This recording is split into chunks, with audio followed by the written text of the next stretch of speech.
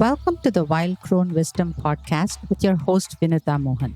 In this episode, we explore the cancerous nature of the victim consciousness and what we can do to transmute this dark, powerless energy into the power of self-empowerment. In my last podcast, I talked about the power of story making, ending with the question, who would you be without your stories? In that regard, one of the most powerful stories that can keep us stuck in life is the story of the victim. The victim archetype is very powerful and can sometimes become the central core belief about ourselves around which we weave stories of our lives. The victim archetype is born early in life and is one of the survival adaptation archetypes that we all possess.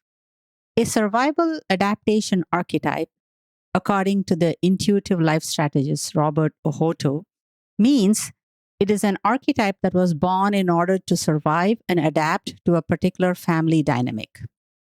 What is an archetype? Archetypes are universal inborn models of people, behaviors, and personalities that play a role in influencing human behavior. For example, child, princess, mother, queen, bully, and so on. All archetypes are impersonal energies with both light and shadow sides, depending on how we manifest it in our lives. The victim is born early in our development when we first experience a sense of powerlessness.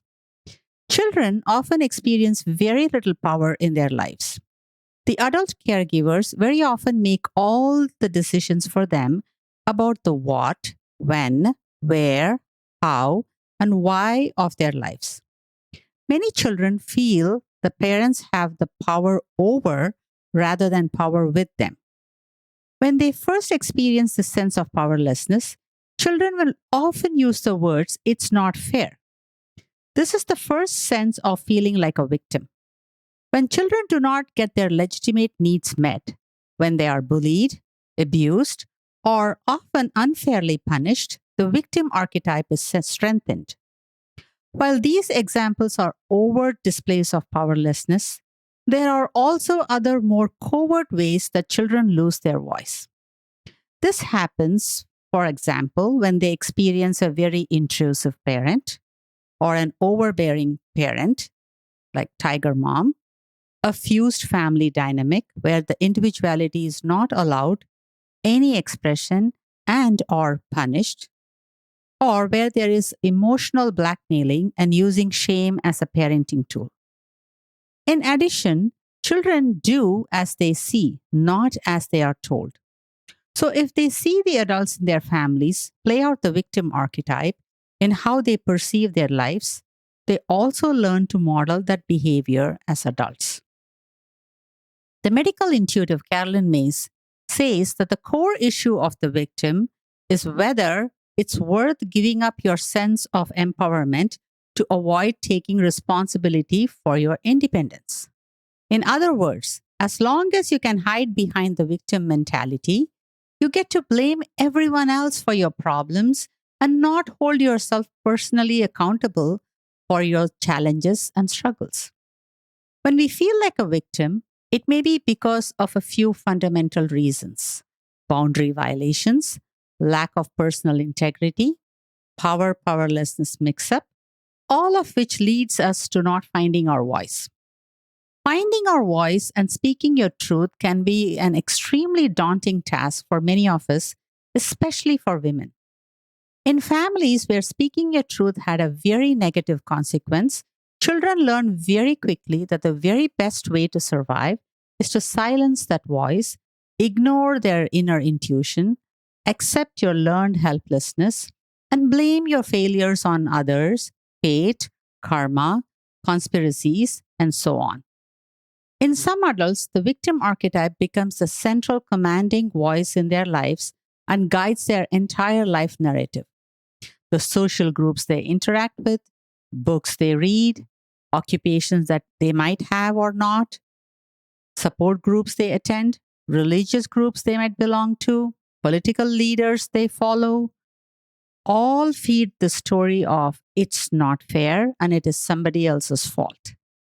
For some of us, this identity is so strong that even if there was a way to break free of it, we hesitate because we wonder, if I'm not a victim, then who am I? This fear of losing our victim identity can be so terrifying that we choose to keep this victim story alive. After all, we may have invested decades of time and energy into keeping this autobiographical narrative activated. And once you take that away, it leaves a huge void in our lives. So, how does one break out of this story? The fundamental issue with the victim story is to challenge your relationship to power.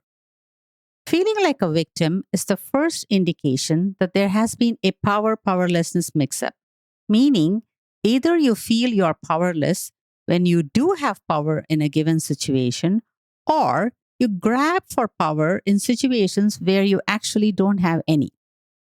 As an example, you let your boss know that you're going to be away this weekend at a yoga retreat with poor self service. And let's say that the boss pings you on your way to the retreat with an urgent task due by Monday morning. What are your choices here? You can fret and fume and cuss out your boss and work on the assignment all weekend, feeling like nothing good ever happens to you. That's the victim and the martyr mode. B, you can feel victimized, ignore him, and fume about it over the entire weekend and blame him for ruining it for you. Still the victim mode. Or C, you can gently remind the boss about your retreat plans and let him know that you will be able to attend to the task bright and refreshed on Monday morning. What you don't have the power to do in this case is to change your boss's behavior and his seemingly blatant disregard of your request. What you do have the power to do is to advocate for your needs and exercise your agency. So I would invite you to take a closer look at evaluating where you have power and where you don't. And in situations where you do have power, taking that power back and owning it. Another indication of feeling like a victim is that there has been some sort of boundary violation. According to the shame researcher, Dr. Brené Brown, boundaries means knowing what you like and what you don't like and communicating that consistently to the self and others.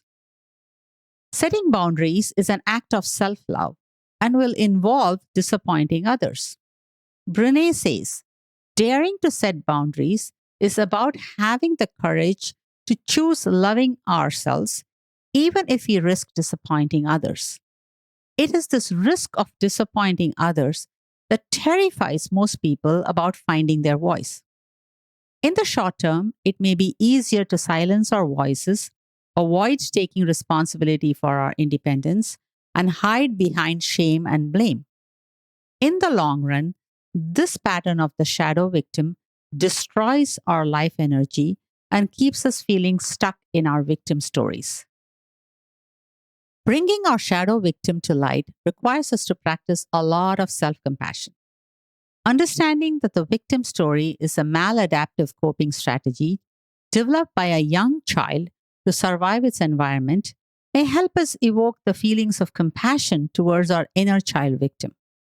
It is important to remember that this coping strategy worked for you as a child growing up in that particular family.